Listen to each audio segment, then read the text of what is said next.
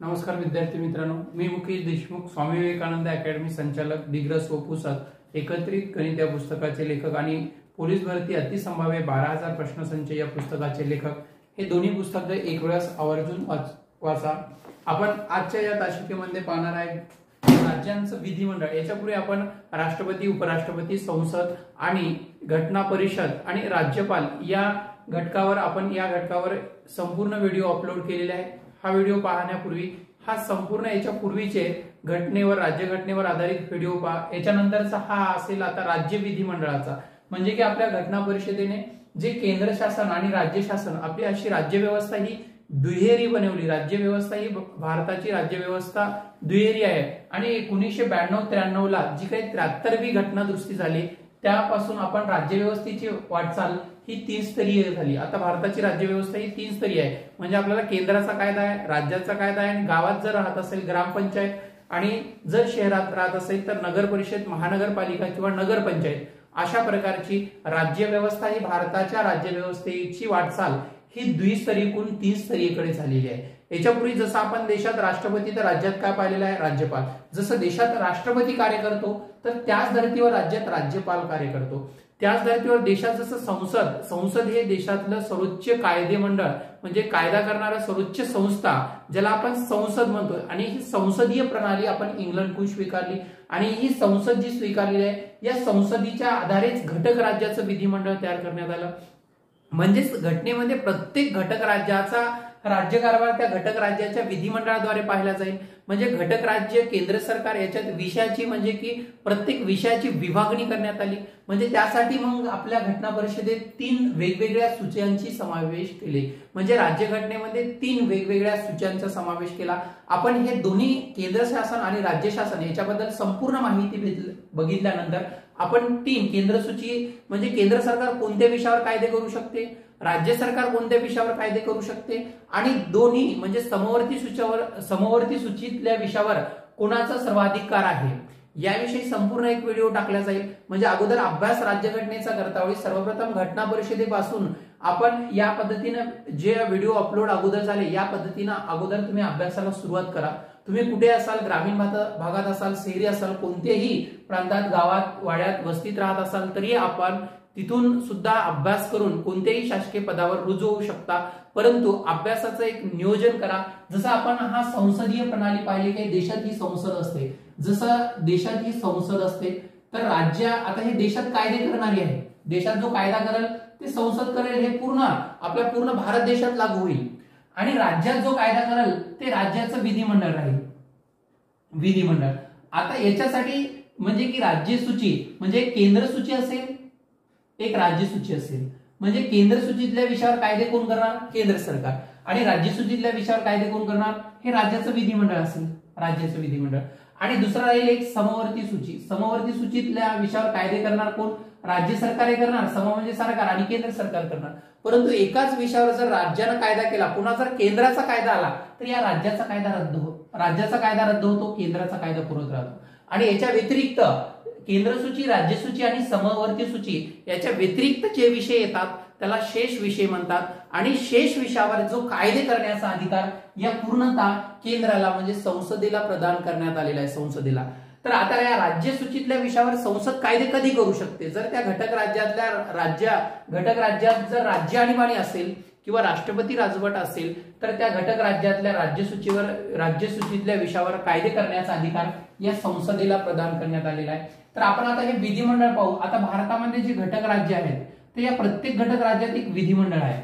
भारतात 29 घटक राज्य होते, परंतु जम्मू काश्मीर या घटक राज्याचा रूपांतर केंद्रशासित प्रदेश केलं। जम्मू काश्मीर जे घटक राज्य होतं आपलं त्याचं रूपांतर केंद्रशासित प्रदेश केल्यामुळे भारतात सद्यस्थितीत म्हणजे 2021 हे जून 2021 ची आकडेवारी सांगत आहे।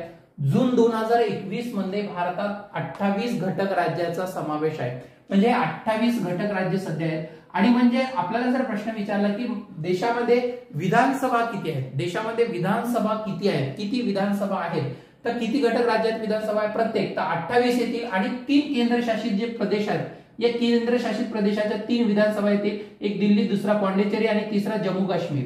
आता जम्मू काश्मीरची जी विधानसभा आहे अस्तित्वात येईल, म्हणजे हे 28 ह्या 28 विधानसभा घटक राज्याच्या आणि या केंद्रशासित प्रदेशाच्या 3 विधानसभा आहेत. इतर केंद्रशासित प्रदेशात विधानसभा नाही. म्हणजे देशामध्ये एकूण विधानसभा किती असा प्रश्न विचारला तर ह्या 28 + 3 म्हणजे देशात एकूण विधानसभा येतील 31. एकूण देशामध्ये एकूण जी विधानसभा आहे ते 31 येतील असा एक सहज आणि साधा प्रश्न तयार केला जातो. म्हणजेच 31 विधानसभा आहे. याच्या विधिमंडळाचे 2 प्रकार पडतात. म्हणजे एकगृहीय विधिमंडळ आणि द्विगृहीय विधिमंडळाचे 2 प्रकार पडतात. या विधिमंडळाचे 2 प्रकार कोणते पडतात की म्हणजे की जसं विधान परिषद, एक येईल विधान परिषद, एक काय येईल आपला विधान परिषद आणि दुसरी येईल आपली ही विधानसभा. आपल्या आता घटक राज्यात जर तुम्ही राहत असेल तर आता एखाद्या घटक राज्यात विधान परिषद, विधानसभा, प्रत्येक घटक राज्यात ही विधानसभा असते. प्रत्येक घटक राज्यात विधानसभा असते, परंतु विधान परिषद असेल का याची शाश्वत राहत नाही. आता हे विधान परिषद आहे. जसं देशात संसद तर या जसं तसं राज्यात राज्य विधिमंडळ करा. म्हणजे पहिला प्रश्न म्हणजे इथं कलम 79 करा. इथं काय करतो 80 81 म्हणजे 79 80 81. जसं 168 करा. 168 169 आणि 170. 168 169 170 आणि 171 हे 4 कलम आपल्याला या विधिमंडळाबद्दल लक्षात ठेवावं लागेल. विधिमंडळाची जी तरतूद आहे भारतीय राज्यघटनेचा भाग 6 येईल. आता भाग 6 होते.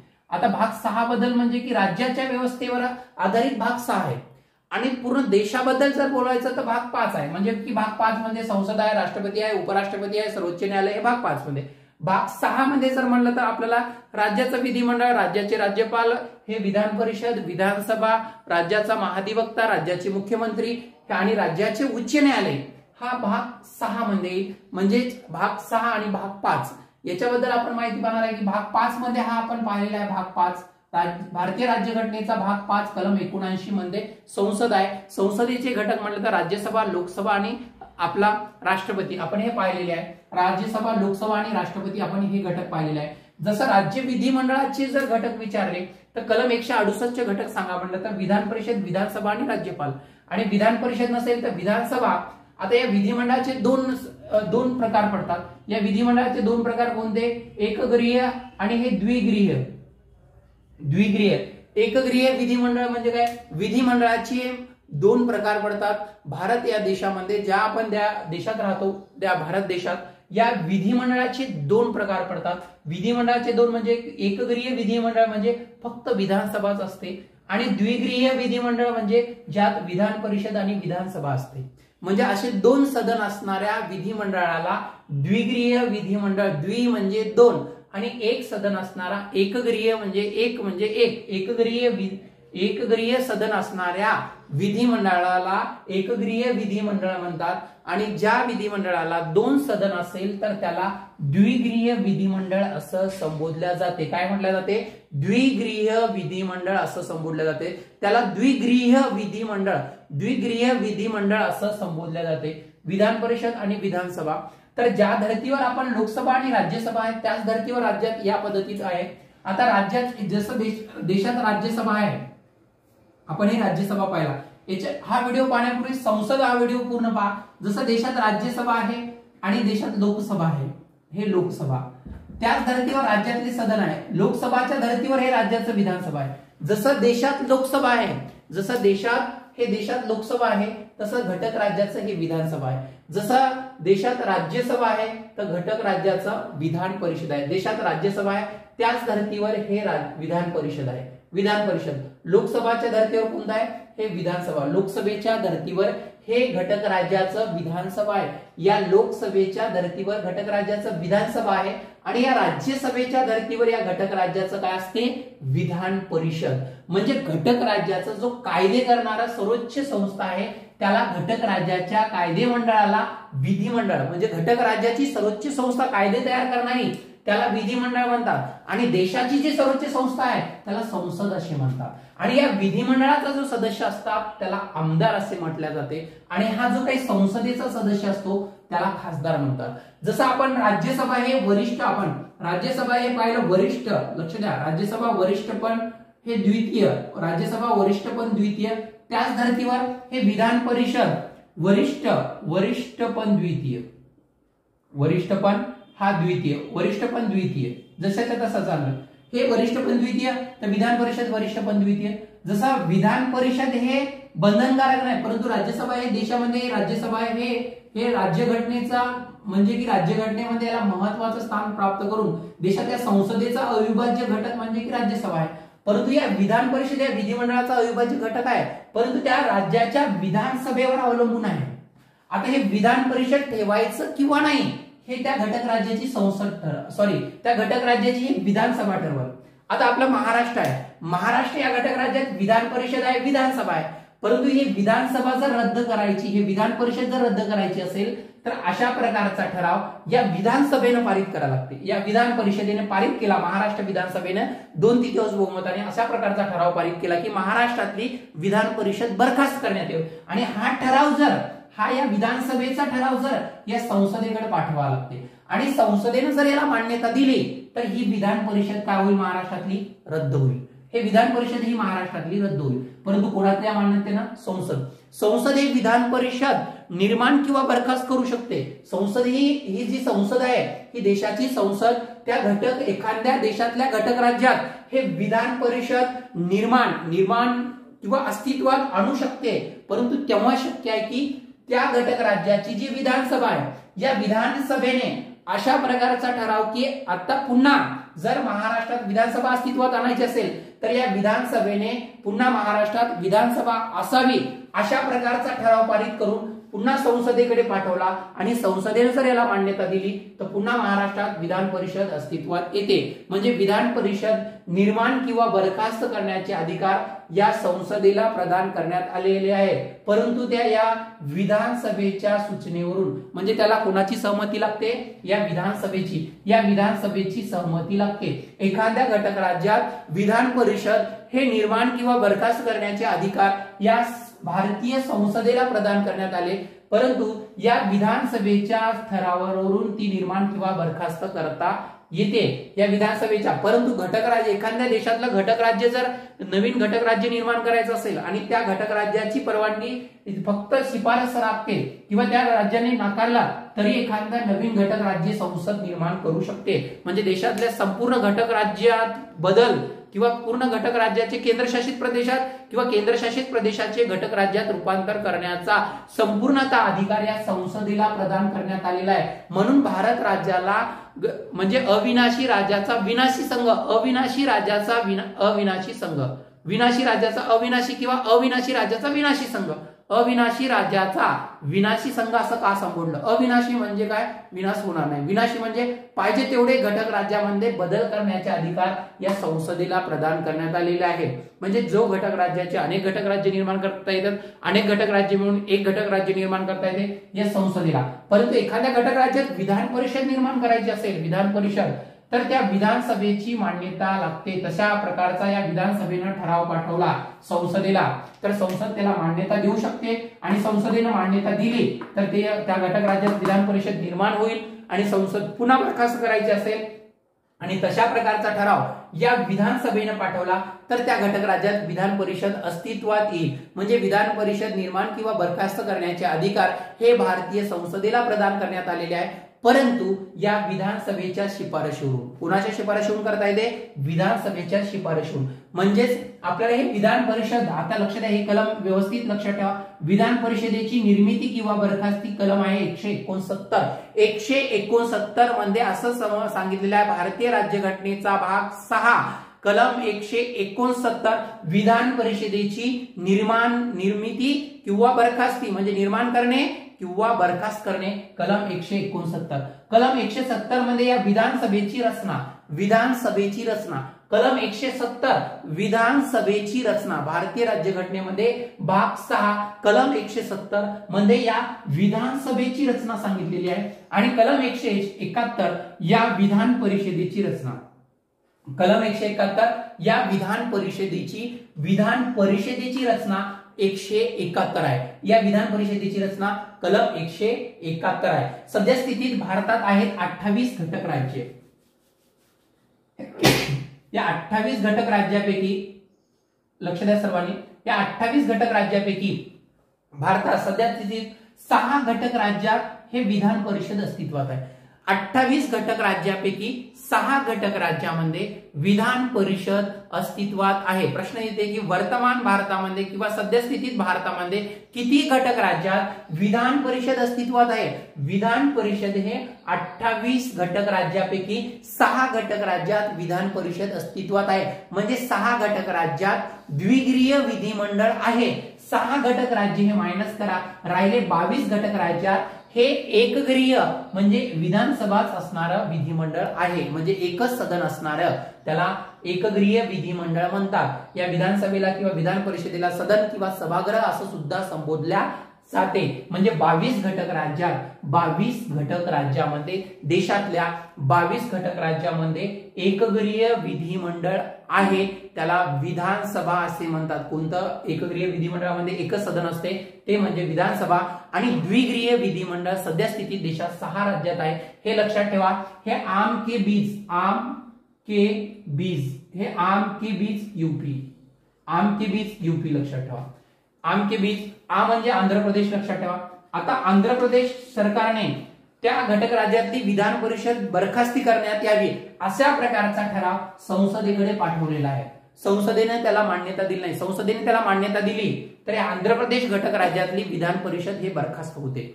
म्हणजे एक आंध्र प्रदेश आहे, आंध्र प्रदेश मधून वेगळा झालेला तेलंगणा आहे। नंतर हे म म्हणजे महाराष्ट्र आहे, क म्हणजे कर्नाटक येईल, क म्हणजे कर्नाटक, बी म्हणजे बिहार, हे बिहार, आणि हा जम्मू काश्मीर। तर आता जम्मू काश्मीरचं रूपांतर केंद्रशासित प्रदेशात झालं, म्हणजे जम्मू काश्मीर आता कटला, राहिला उत्तर प्रदेश, यूपी म्हणजे उत्तर प्रदेश। 1 2 3 4 5 6 घटक राज्यात हे विधान परिषद अस्तित्वात आहे। 6 घटक राज्यात काय आपल्या भारताच्या किती घटक राज्यात? खालीपैकी कोणत्या घटक राज्यात विधान परिषद नाही? काही खालीपैकी कोणत्या घटक राज्यात विधान परिषद आहे? अशा प्रकारचे प्रश्न येतात। हे आम के बीज यूपी लक्षात ठेवा।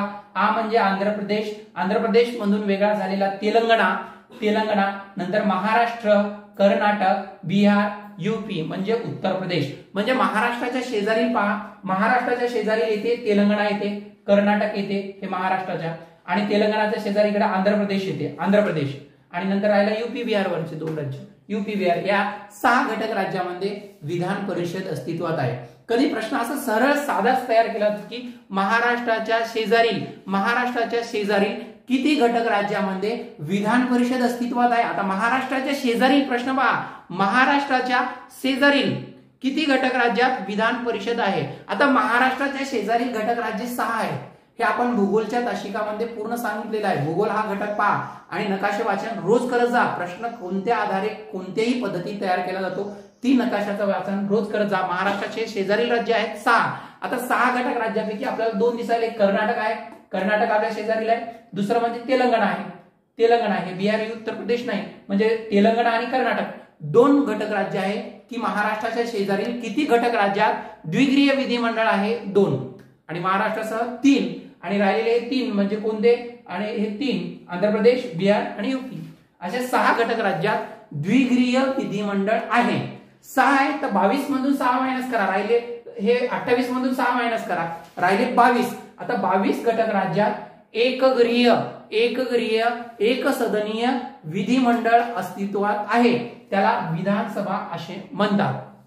तर या पद्धतीत आहे, जसं देशामध्ये जे कायदे करणारे आहे राज्य पातळीवरची जे विधिमंडळ म्हणतात, आणि देश पातळीवर जी कायदे करणारी आहे संसद आहे। आता राज्यामध्ये एखादा तात्काळ आपल्याला कायदे करायचा असं आपल्या राज्याचं विधिमंडळ करते, जसं राज्य सरकारच्या जेवढ्या भरत्या काढायचा असेल तर या राज्य विधिमंडळाद्वारे तशा प्रकारचे कायदे करून तात्काळ तशा प्रक्रिया राबवल्या जातात। याच्याबद्दल आपल्याला सखोल, आणि हा व्हिडिओ शेवटपर्यंत पहा, निश्चितच तुम्हाला येणाऱ्या काळात कोणत्याही एक्झामला जा, पोलीस भरती, तलाठी, ग्रामसेवक, आरोग्य सेवक, तर त्याचा फायदा तुम्हाला निश्चितच भेटेल। जसं राज्यसभेवर आधारित हे विधान परिषदेची रचना आहे आणि लोकसभेवर आधारित या विधानसभेची आहे, या राज्यापुरती आहे। जसं आता हे लोकसभा, आता वरिष्ठ पण द्वितीय, हा विधानसभा हे काय कनिष्ठ, हे विधानसभा हे कनिष्ठ पण प्रथम सदन, याला कनिष्ठ पण प्रथम। जसं लोकसभेला आपण म्हणतो हे लोकसभा हे कनिष्ठ पण प्रथम, तर हे विधानसभा कनिष्ठ पण प्रथम, आणि यांचं पात्रता वर्ष 30 वर्ष। जसं राज्यसभेचं पात्रता वर्ष 30 वर्ष आहे, राज्यसभेचं 30, तर या विधान परिषदेचं 30, या विधानसभेचं 25 वर्ष आहे, 25 वर्ष आहे, लोकसभेचं 25 वर्ष, लोकसभेचं पात्रता वर्ष 25 वर्ष, तर राज्याच्या विधानसभेचं पात्रता वर्ष 25 वर्ष. 25 वर्ष असल्यामुळे विधानसभा हे विधिमंडळाचं कनिष्ठ सदन आहे. कनिष्ठ पण प्रथम हे नाव व्यवस्थित लक्षात ठेवा. कनिष्ठ का म्हणतात, यांचं पात्रता वर्ष 25 आहे. या विधानसभेचं पात्रता वर्ष 25 असल्यामुळे याला कनिष्ठ सदन असे म्हणतात. आणि या वरिष्ठ याला काय म्हणतात, यांचं पात्रता वर्ष 30 आहे. विधान परिषदेचे पात्रता वर्ष 30 वर्ष आहे. विधान परिषदेचे पात्रता वर्ष 30 आहे म्हणून याला वरिष्ठ असे म्हणतात. यांची निवड ही अप्रत्यक्ष होते. या सदस्यांची निवड अप्रत्यक्ष, जसं राज्यसभेच्या सदस्यांची निवड ही अप्रत्यक्ष होते राज्यसभेच्या, तसं या विधान परिषदेच्या सदस्यांची निवड अप्रत्यक्ष होते. दर 2 वर्षांनी 1/3 सदस्य निवृत्त होतात आणि तेवढेच नवीन येतात. राज्यसभेचे त्याच धर्तीवर आहे. राज्यसभेचे दर 2 वर्षांनी 1/3 सदस्य या राज्यसभेचे निवृत्ती होतात आणि तेवढेच नवीन येतात. म्हणून या राज्यसभेच्या सदस्यांच्या निवडणुका हे अप्रत्यक्ष होतात. त्याच धर्तीवर या विधान परिषदेच्या सदस्यांच्या निवडणुका अप्रत्यक्ष होतात. विधान परिषदेच्या सदस्यांच्या निवडणुका अप्रत्यक्षरित्या होतात. दर 2 वर्षांनी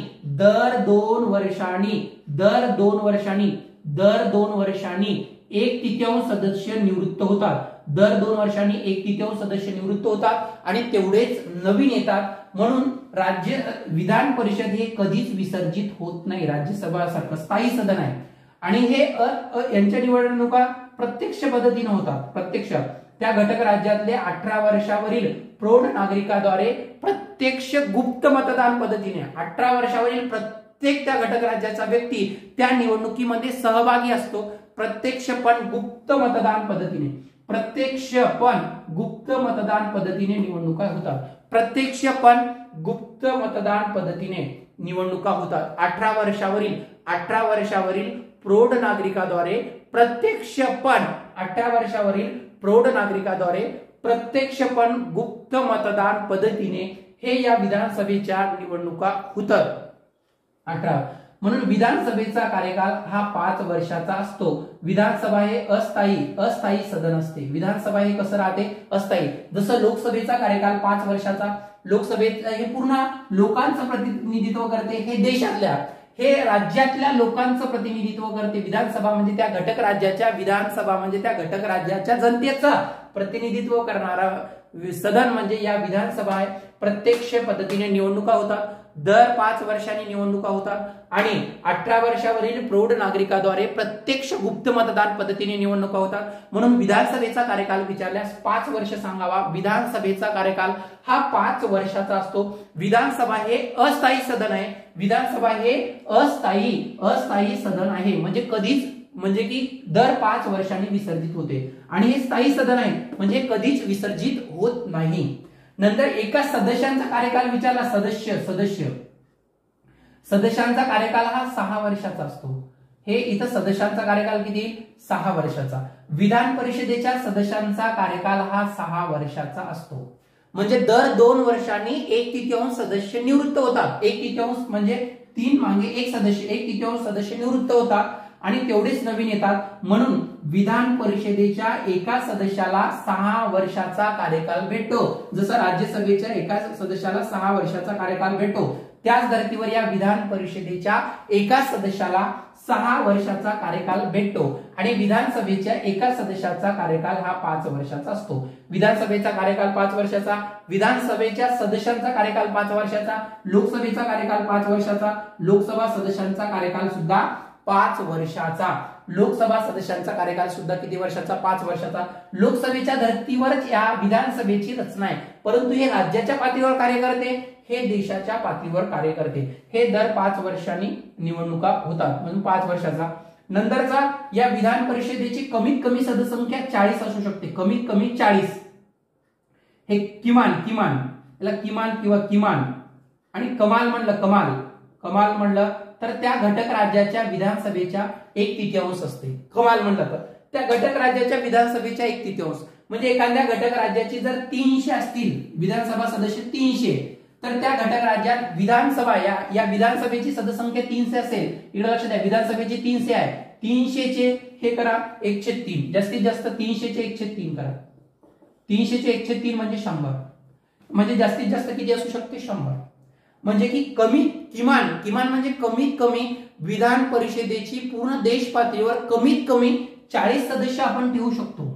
हे त्या विधानसभेत कमीत कमी हे किती ठेवू शकतो आपण 40, आणि जास्तीत जास्त म्हणलं कमाल म्हणजे जास्तीत जास्त जर विचारला तर त्या घटक राज्याची जी काही विधानसभा आहे या विधानसभेच्या 1/3 ठेवू शकतो। 1/3 पेक्षा जास्त नाही, 300 चे 1/3 म्हणजे 100। जर एखाद्या घटक राज्याची उदाहरणार्थ एखाद्या घटक राज्याची विधानसभा हे विधानसभा सदस्यसंख्या जर 300 असेल तर त्या घटक राज्यात कमाल विधान परिषद सदस्यसंख्या किती असेल असा प्रश्न विचारला ते आपल्याला विचारला ते उदाहरणार्थ देशातल्या एखाद्या घटक राज्याची विधानसभा एखाद्या घटक राज्याच्या विधानसभेची सदस्यसंख्या 300 आहे, तर त्या घटक राज्यात विधान परिषद असेल तर त्या कमाल सदस्यसंख्या किती ठेवता येईल, कमाल सदस्यसंख्या किती ठेवता येईल अशा प्रकारचा प्रश्न तयार केला जाऊ शकते। 300 चे 1/3 म्हणजे 100 सदस्य, म्हणजे की 100 आमदार हे विधान परिषदेत राहू शकतात। 1/3 म्हणजे इथं कमीत कमी 40 आणि कमाल म्हणलं कमाल 500 म्हणजे कमाल 500 म्हणजे विधानसभेची जास्तीत जास्त 500 सदस्यसंख्या ठेवता येते विधानसभेची, आणि कमीत कमी 60 ठेवता येते। कमीत कमी किती ठेवता येते 60, जास्तीत जास्त किती ठेवता येते 500 सदस्यसंख्या ठेवता येते, कमीत कमी 60। पूर्वेकडला जसं नागालँड, मणिपूर, मिझोराम या घटक राज्यात हे 60 पेक्षाही कमी आहे, जसं गोवा हे 60 पेक्षाही कमी आहे, परंतु हे अपवादात्मक आहे। राज्यघटनेमध्ये सांगितले आहे की कमीत कमी 60 असावी आणि जास्तीत जास्त 500 असावी, परंतु लोकसंख्येच्या अभावी काही घटक राज्याची लोकसंख्या अपवादात्मक स्थितीमध्ये हे 60 पेक्षा कमी आहे, 60 पेक्षा काय कमी। आता याच्यात फेरबदल हा 2026 नंतर संपूर्ण घटक राज्याच्या विधानसभेच्या सदस्यसंख्येत आणि लोकसभेच्या सदस्यसंख्येमध्ये मोठा बदल होणार आहे। 2026 नंतर हे 60 असेल किमान, आपल्याला लक्षात ठेवा किमान विचारलं ते किमान म्हणलं तर 60 सांगा, कमाल म्हणलं तर 500 सांगा। सध्या महाराष्ट्र विधानसभेची आहे 288 प्लस 1 होता, परंतु एक राज्यपालाने विधानसभेवर सदस्य नेमणूक करावी ही अँग्लो इंडियन गटाचं प्रतिनिधित्व ही पद्धत आता रद्द करण्यात आली। रद्द करण्यात आली म्हणजे राज्यपालाने घटक राज्याच्या विधानसभेत एक सदस्य नेमणूक करायचा होता। अँग्लो इंडियन गटाला जर पुरेसं प्रतिनिधित्व मिळालं नसेल एखाद्या अल्पसंख्याक अँग्लो इंडियन गटाला, तर त्यावेळेस त्या गटाचा एक प्रतिनिधी हे विधानसभेत असावा, परंतु ही पद्धत आता रद्द करण्यात आलेली आहे आणि राज्यपाल या विधान परिषदेवर 12 सदस्य नेमणूक करतात। महाराष्ट्र विधान परिषदेची सध्या 78 सदस्यसंख्या आहे। 78 आपल्याला जर निर्वाचित विचारले तर हे 78 - 12 करा, इथे येतील 66। विधान परिषदेचे हा एक प्रश्न 100% विचारला जातो। निर्वाचित म्हणजे निवडून आलेले विधान परिषदेमध्ये निर्वाचित, महाराष्ट्र विधान परिषदेत निर्वाचित सदस्यसंख्या सांगा असा प्रश्न येते। महाराष्ट्र विधान परिषदेत निर्वाचित सदस्यसंख्या आहे 66, हे 66 प्लस 12 हे राज्यपाल नियुक्त करतात।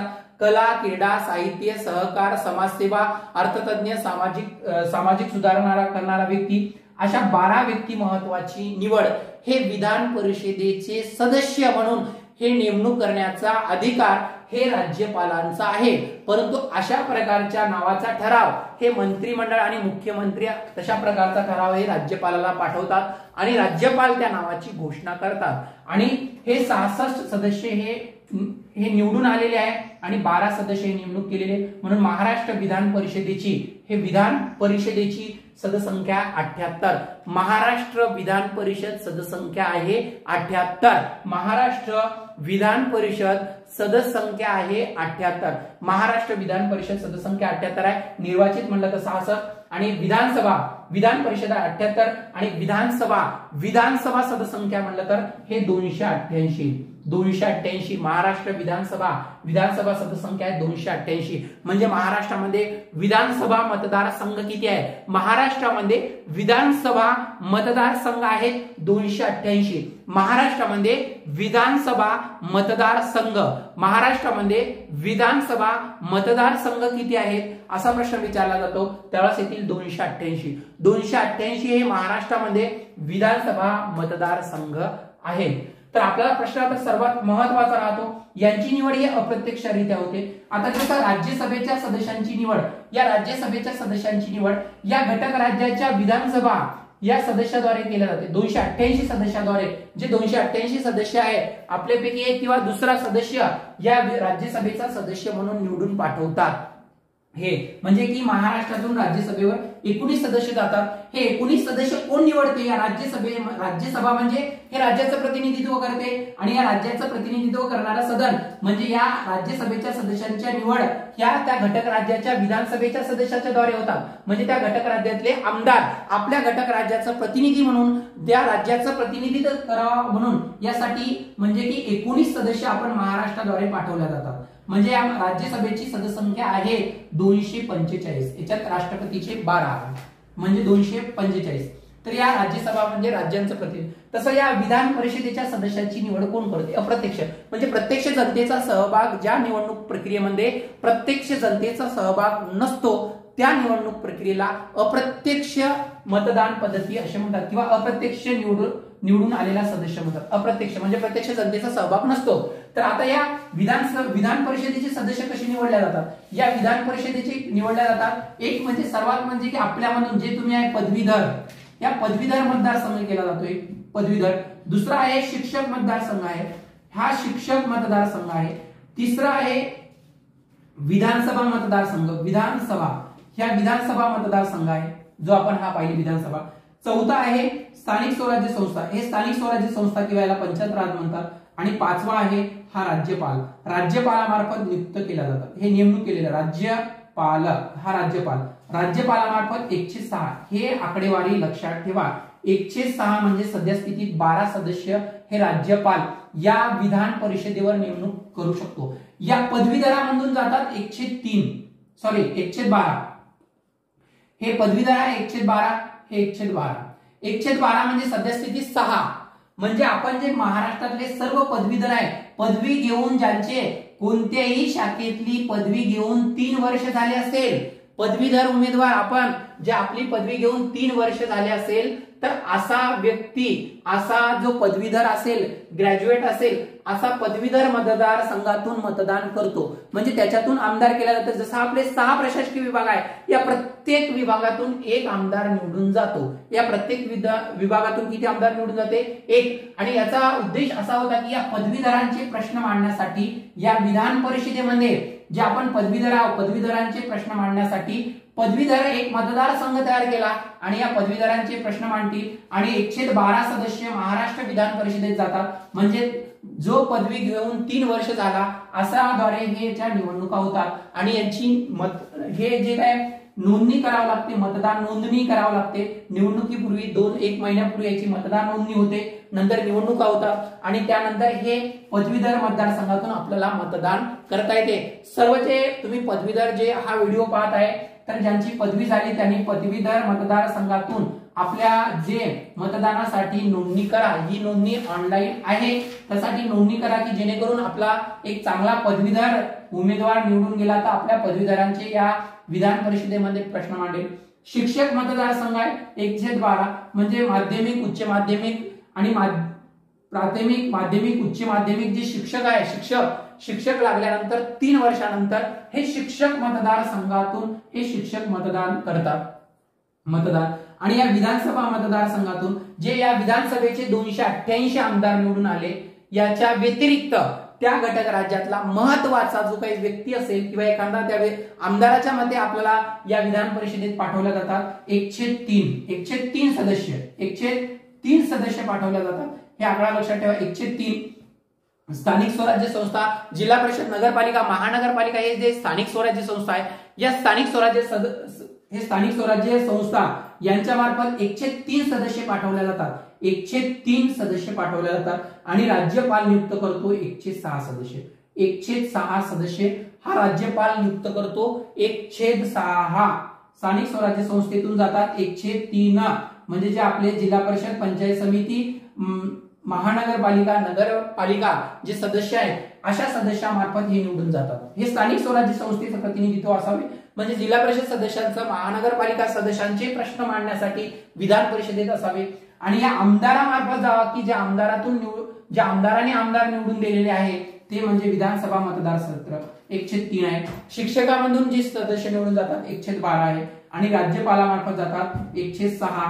हे नामनिर्देशित केल्या जातात. आणि विधान परिषद जे स्वातंत्र्यानंतर जर या विधान परिषदेचा आपण अभ्यास केला तर विधान परिषद म्हणजे राजकीय पुनर्वसन करण्याचं एक सदन ठरलं. म्हणजे की जो सदस्य प्रत्यक्ष निवडून येत नाही परंतु घटनाकारांचा जो दूरदृष्टिकोन होता, घटनाकारांच्या मते विधान परिषद म्हणजे प्रत्येकांचं प्रतिनिधित्व करणारा सदन असेल, त्या घटक राज्याचा पदवीधर असेल तर पदवीधराने जो सदस्य पाठवला एक उत्कृष्ट सदस्य असेल असं या घटनाकारांचे मत होतं. शिक्षकामार्फत जो सदस्य जाईल तो उत्कृष्ट जाईल आणि आमदाराने निवडलेले आमदार तो उत्कृष्ट राहील आणि स्थानिक स्वराज्य संस्थेतून आणि राज्यपालातून की याच्यात तज्ञ व्यक्तीचा समावेश या विधान परिषदेत होईल. परंतु स्वातंत्र्यानंतर या विधान परिषदेचं स्वरूप म्हणजे राजकीय पुनर्वसन करण्याचं सदन ठरलेलं आहे. म्हणजे की वास्तविक जो होता याचा वास्तविक उद्देश होता हा उद्देश बाजूला राहिलेला आहे. विधान परिषदेचा जो वास्तविक उद्देश होता की पदवीधरांचे प्रश्न मांडण्यासाठी पदवीधर राहतील, शिक्षकांचे प्रश्न मांडण्यासाठी शिक्षक राहतील, विधानसभा क्षेत्रातून आलेले एक अनुभवी व्यक्तिमत्व या ठिकाणी येतील विधान परिषदेमध्ये आणि स्थानिक स्वराज्य संस्थेमार्फत आलेले असतील आणि राज्यपाल, कला, क्रीडा, साहित्य, वाङ्मय, असहकार, समाजसेवा, अर्थतज्ञ, राजकीय तज्ञ अशा तज्ञ 1/6 म्हणजे सदस्यस्थितीत 12 सदस्य नेमणूक करू शकतात. परंतु स्वातंत्र्यानंतर जसं जसं विधान परिषद म्हणजे एक राजकीय पुनर्वसन, जो सदस्य प्रत्यक्ष निवडून येत नाही किंवा एखादा निवडून आलेला नसेल, विधानसभेत निवडणूक हारलेला असेल, लोकसभेची निवडणूक हारलेला असेल तर त्याला या विधान परिषदेवर अप्रत्यक्षरित्या पदवीधर, शिक्षक, विधानसभा, स्थानिक स्वराज्य किंवा राज्यपालाद्वारे हे नियुक्त केल्या जातात. अशा प्रकारचं सदन ठरलेलं आहे. आणि याच्यात जर आपल्याला बदल करायचा असेल, प्रतिनिधित्व आपलं पाठवायचं असेल तर आपल्याला सर्वात महत्वाचं पदवीधराने आपला दृष्टिकोन बदला. म्हणजे चांगला पदवीधर या ठिकाणी उमेदवार पाठवा म्हणजे आपल्या पदवीधरांचे प्रश्न मिटवल. हा झाले विधान परिषद आणि विधानसभा हे अशा प्रकारची याची रचना आहे. याचा एक अध्यक्ष उपाध्यक्ष असेल, विधान परिषदेचा एक अध्यक्ष उपाध्यक्ष असेल या विधान परिषदेचा आणि या विधानसभेचा अध्यक्ष उपाध्यक्ष कामकाज कसे चालेल याच्याबद्दल आपण दुसऱ्या व्हिडिओमध्ये सविस्तर माहिती पाहणार आहे. विधिमंडळ म्हणजे त्या घटक राज्याचं कायदे करणारं सर्वोच्च संस्था या प्रकारची रचना आहे. या इथून या आपल्या राज्याच्या विधिमंडळामधून कायदे होतात. जर आपल्याला राज्य सरकारला जागा भरायच्या आहे, किती प्रमाणात रिक्त जागा आहे, हे संपूर्ण कायदे या विधिमंडळाद्वारे केल्या जातात. संबंधित खाते हे वाटलेले राहतात. त्यामुळे विधिमंडळ हे अत्यंत महत्वाचा घटक आहे. कोणत्याही एक्झामला आणि आपलं दैनंदिन जीवन जगत असताना कशा प्रकारचे कायदे येते, कोणतं शासन असेल, कोणत्या शासनाने हा कायदा केलेला असेल, अशा प्रकारे आपल्याला विधिमंडळ हे जीवन जगत असताना एक अत्यंत महत्वाचं घटक आहे. म्हणजे तो राज्याचा विधिमंडळ. म्हणजे याच्यातून तुम्ही राजकीय प्रतिनिधित्व किंवा राजकीय कारकिर्दीला सुरुवात सुद्धा करू शकता. स्थानिक स्वराज्य संस्था आहे, विधानसभा आहे, शिक्षक आहे, पदवीधर आहे आणि तुम्ही जर राजकीय तज्ञ काही असाल, असामान्य व्यक्तिमत्व असाल, खेळाडू घडले तर या राज्यपालाच्या कोट्यातून सुद्धा विधान परिषदेवर जाऊ शकते. त्यामुळे आपण नवीन व्हिडिओमध्ये भेटणार आहोत. या विधानसभा अध्यक्ष उपाध्यक्ष याच्यानंतर अभ्यास कसा करावा याच्याबद्दल 2 मिनिटं माहिती सांगणार आहे. की सर्वप्रथम 3 नकाशे पाहत राहा. एक भारत, महाराष्ट्र, जग. 3 नकाशाच्या शेजारील देश म्हणजे की आपल्याला शेजारील देश, शेजारील राज्य, शेजारील जिल्हा, आपण ज्या जिल्ह्यातून राहतो त्या जिल्ह्याच्या शेजारी पहा. पूर्ण देशातले अगोदर आपल्या राज्यातले जिल्हे पहा, देशातले नंतर राज्य पहा, राज्याचे नकाशे कसे आहे, शेजारील देश कशा आहे, सीमारेषा किती आहे, किती घटक राज्याला समुद्र किनारा आहे, किती जिल्ह्यांना सागरी सीमा आहे. अशा विविध प्रकारचे प्रश्न जर इमेज टाईप हा सर्वात जास्त लक्षात राहतात. त्याच्यामुळे तुम्ही नकाशे घ्या. नंतर हा एक चार्ट घ्या. या चार्टद्वारे संपूर्ण हे मराठी तुमचं रिव्हिजन होईल. वर्णमाला म्हणलं तर पूर्ण वर्णमालेचं रिव्हिजन होईल आणि नाम, सर्वनाम, विशेषण, क्रियापद हे पाठ करायची गरज नाही. रोज वेगवेगळा पहा. प्रयोग आहे, आख्यात्विकार आहे, संपूर्ण शब्दांच्या जाती याच्यावर दिलेल्या आहे. नंतर संपूर्ण 12 ला 12 पंचवार्षिक योजना, पंतप्रधानाचा सिक्वेन्स, रोज एक वेळेवर कोणत्या योजनेत कशावर भर दिलेला आहे आणि हे पूर्णतः माहिती बँकिंग व्यवस्था आहे, अर्थव्यवस्थेचे क्षेत्र आहे, हे प्रकार आहे. तर हे संपूर्ण घटक आहे. तर यावर आधारित हे प्रश्न विचारले जातात वारंवार. तर त्यासाठी रोज एक वेळेस हा चार्ट रिवाइज करत जा अर्थशास्त्राचा. त्याच्यानंतरचा विज्ञानचा आहे, हा विज्ञानचा करत जा. नंतर या भूगोलमध्ये तर पूर्ण भूगोल कव्हर केलेला आहे. म्हणजे अगोदर पुस्तक व्यवस्थित वाचून घ्यायचं, वारंवार हे चार्ट रिवाइज करत राहायचा, जेणेकरून तुमच्या आणि नंतर हा पंचायत राज याच्यावर पूर्ण कव्हर केलेला आहे आपण, नंतर राज्यघटना तर याच्यावर पूर्ण आहे, जे आता सांगितलेलं आहे विधिमंडळ, या विधिमंडळ, विधान परिषद, विधानसभा आहे, याच्या पूर्णतः घटक यामध्ये समावेश केलेला आहे. नंतरचा इंग्लिशचा समावेश आहे आणि नंतर हे गणिताचे सूत्र, एवढे सूत्र केले तर गणित बुद्धिमत्ता पूर्ण होते. तुम्ही राज्यसेवा करा, एमपीएससी करा, पोलीस भरती करा, हे आपल्याला अगोदर खालची पायरी हे चढावंच लागेल, तरच आपण या शिखरावर जाईल. जर शिखरावर जायचं असेल तर सर्वप्रथम हे पहिली पायरी म्हणजे बेसिक तयारी. हे एमपीएससी असेल किंवा पीएसआय असेल, एसटी असेल, पोलीस भरती, ग्रामसेवक, आरोग्य सेवक, सर्वांसाठी बेस म्हणजे फाउंडेशन हे सारखंच असेल. तर त्यासाठी बेसिक तयारीसाठी हे अत्यंत उपयुक्त आहे, एक वेळेस अवश्य सर्वांनी घ्या.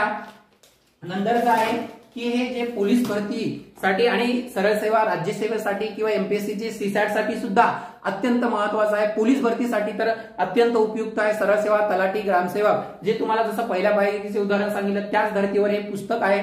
तर याच्यात एमपीएससी मध्ये 25 प्रश्न याच्यातून विचारले जातील, जे सीसॅट मध्ये तुमचा, पीएसआय एसटीआय ला 15 प्रश्न गणित बुद्धिमत्ता आणि पोलीस भरतीचे 50 प्रश्न, तलाठीचे 25 प्रश्न याच्यातून कव्हर होतील. तर अशा प्रकारची या पुस्तकामध्ये रचना आहे. सुरुवातीला गणित आहे, नंतर भूमिती आहे, बुद्धिमत्ता आहे, नंतर चॅलेंजिंग आव्हानात्मक प्रश्न आहे, सराव प्रश्न, या संपूर्ण आयोगाच्या आणि सरळ सेवा आणि पोलीस भरतीचा दृष्टिकोन ठेवून हे या पुस्तक निर्मिती करण्यात आलेला आहे. आणि कमी वेळात ज्या विद्यार्थ्यांनी याला प्रचंड प्रतिसाद दिला, सर्वच महाराष्ट्रातल्या सर्वच विद्यार्थ्यांचे मनपूर्वक आभार.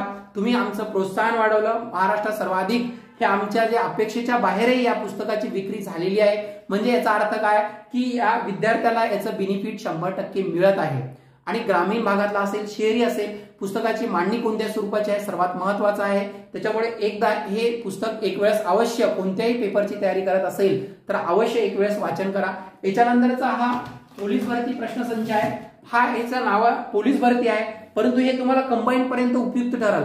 सर्वात महत्वाचं म्हणजे की प्रश्न कसे सोडवायचे, कट पर्याय कशा वापरायचे आणि 100ला 100 प्रश्नाचे 5 प्रश्नपत्रिकेचे 100ला 100 स्पष्टीकरण दिलेले आहे. सराव प्रश्नाचा समावेश केलेला आहे. बरेचसे विद्यार्थी नंतर मेसेज कॉल करून विचारतात की अभ्यास कसा करायचा आहे, पेपरचं नियोजन कसं करायचं, याबद्दल याच्यात सविस्तर याच्यात एक मनोगतावर एक पेज आहे. त्या पेज मध्ये याच्या पाठीमागे तर याच्यावर पूर्ण माहिती दिलेली की सुरुवातीला कोणते प्रश्न सोडवायचा, अभ्यास कसा करायचा, किती मिनिटात सोडवायचे, सुरुवातीला कोणता, तोच मराठीचा हा सुरुवातीला का सोडवायचा याच्याबद्दल पूर्ण सांगितलेलं आहे. नंतर याच्यावर चार्ट आहे, वन लाइनर प्रश्न आहे, सराव प्रश्न आहे, 36 जिल्ह्याचे नकाशे आहे, विभागाचे नकाशे आहे, विविध चार्टद्वारे याचे स्पष्टीकरण देण्यात आलेले आहे. विविध स्ट्रिक्सचा सुद्धा समावेश करण्यात आलेला आहे.